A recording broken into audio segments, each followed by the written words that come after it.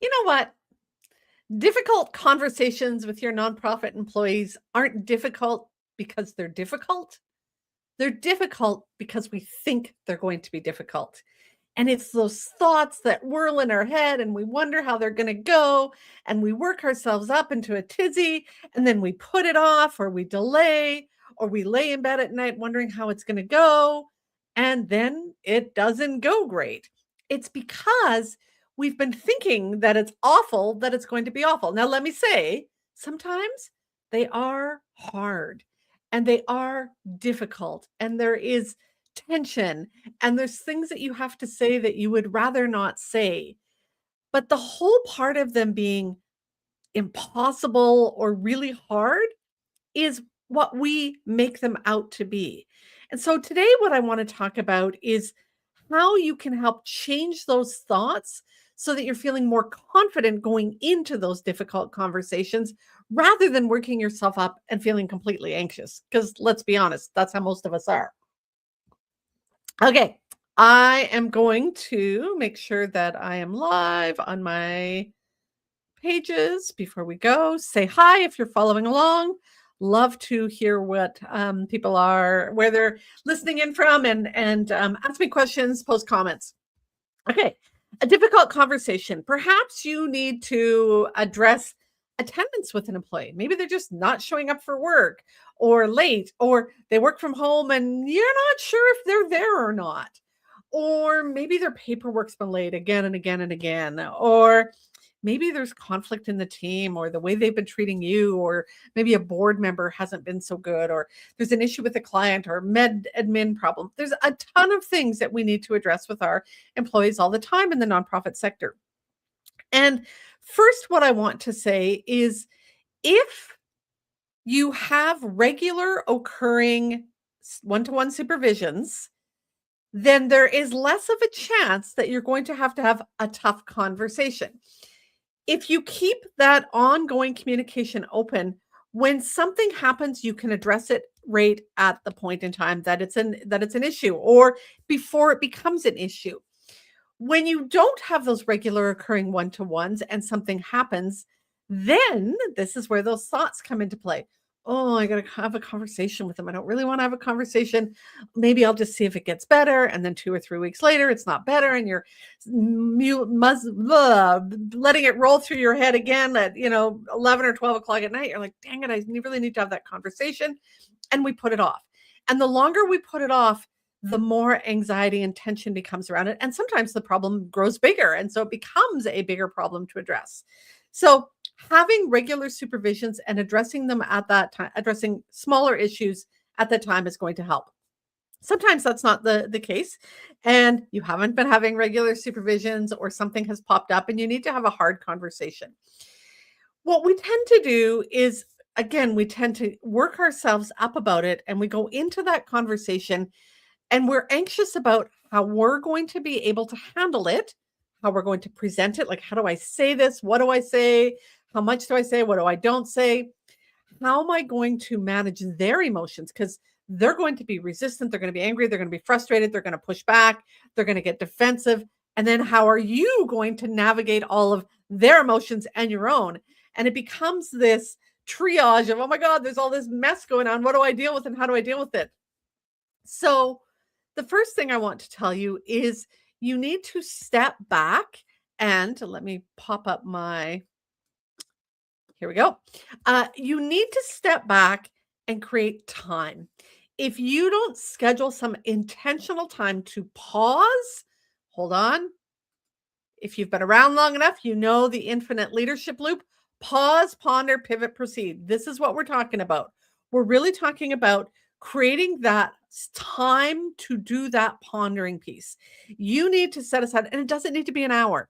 It can be 10 minutes to simply step back and start to think about what's really going on here. Don't walk into those conversations anxious and rushed and nervous and ending one call and jumping into another, or um, you know just rushing in without having time to prepare. That's going to leave you feeling stressed and anxious, and it's not going to go well. Second thing you need to do is really identify what's going on. Now, when I say identify what might throw you off or them off, you know, start thinking about what could derail this conversation. What might, so let's say we're talking about, you've been late with paperwork several times. They say, oh, several? What? I remember once. And if you don't have the information prepared to go, actually, these 3 dates, it was late, that could derail the conversation. Just their defensiveness might derail it. You might be a people pleaser or a person who cares deeply about this person that you have to have this conversation with, and you don't want to upset them. So that might set you off. You might get, those feelings you have of imposter syndrome, or I don't know how to handle these difficult conversations, or I hate conflict. And when that tension starts to rise, you might have the urge to shut down and just sort of, concede and do whatever they want. Or you might then flip it where you like shut off everything, all the emotions, and just say it point blank, almost bitchy, like, this is what's wrong, this is what you need to do, and I don't care if you don't like it, this is the answer, right? Maybe you don't quite say it that way, but that's the intent. That's not going to go over well either. And so those are some of the things that might happen. So I want you to identify what might throw you off, what might throw them off, but also what the real issue is. When you're thinking about this, sometimes we have this tendency, just like we do with our spouses, to, if we have the opportunity to address an issue, dump everything in but the kitchen sink. And you did this too, and you forgot this and this over here, and you always do this, right? So identify what the real issue is, because without identifying that real issue, we're really just going on and on and on. The third part is really preparing your plan. What you want to do is you want to know in advance, before you go into that conversation, what's going to be the thing that you're going to discuss. You're going to get clear on what the issue is. You might pull some data, pull a couple files out, or look through your notes or your emails or your text messages, write a couple dates down, get clear on what it is that the issue is, what the concern is, and why it's a concern, right? If the issue is them working from home and you feel like they're not available or not working, what's the impact of that? Maybe the team is not getting their questions answered, or maybe you're not sure that the paperwork is done on time, or people are feeling like you're not part of the group. What's the issue about this thing? So do that prep to get clear on the content of what you're presenting. But then also create a plan for how you're going to navigate all of the emotions and triggers come up. When this person says this, or if they say this, what are you going to do? It might be, I was talking to a client yesterday and we were talking about some in the moment strategies that you can have to sort of calm your nervous system down. And tactile is one of them, the feeling. So you can just rub your fingers like this and feel.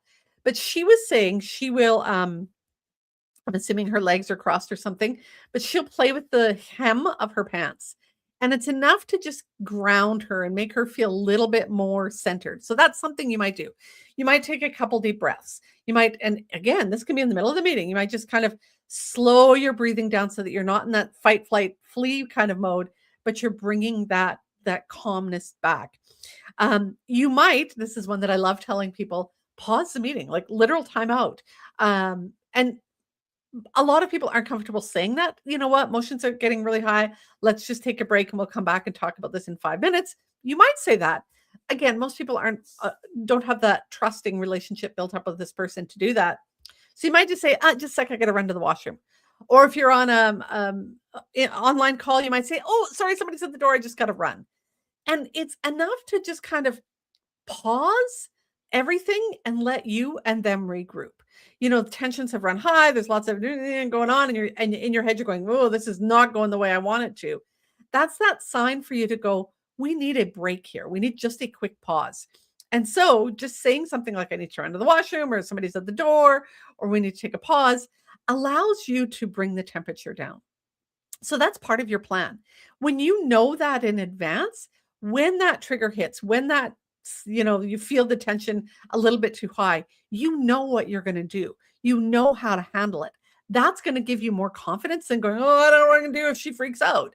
You now know what you're going to do if she freaks out. Or I don't know what I'm going to do if I feel like I'm being backed into a corner. Now you know when you're feeling that way, what it is you're going to do.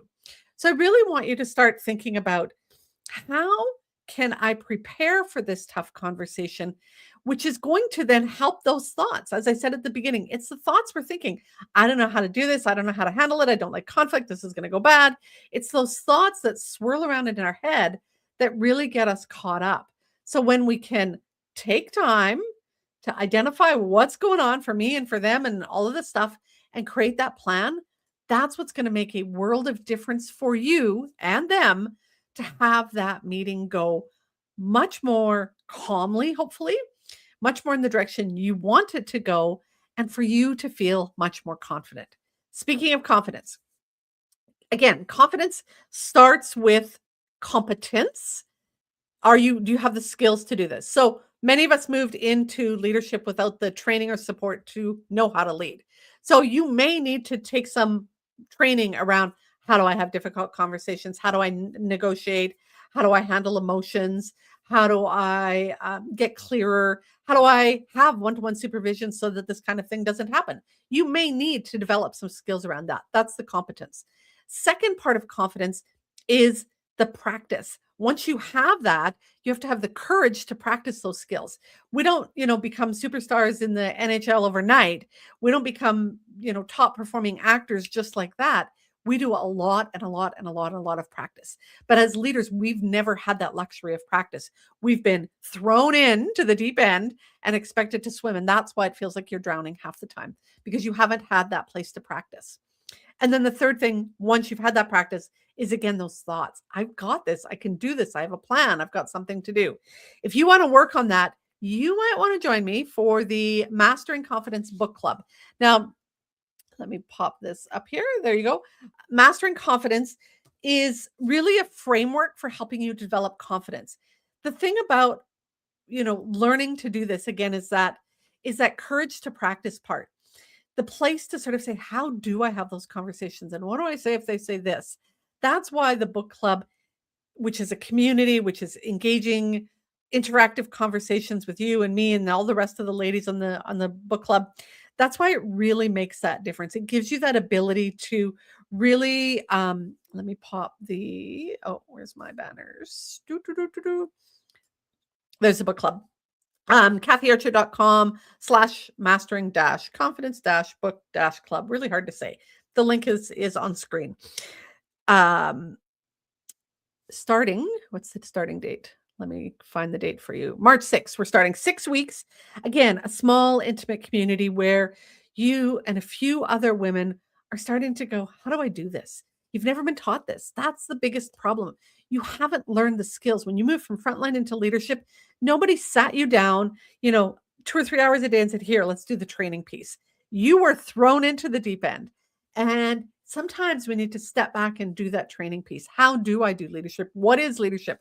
What's my style of leadership? And how do I become more confident at it? Where do I practice those skills? That's what the book club's going to do for you. So if you want to join me in that, I would love to have you involved in that conversation. But let's quickly recap. I'm learning all of these little buttons I got to push here.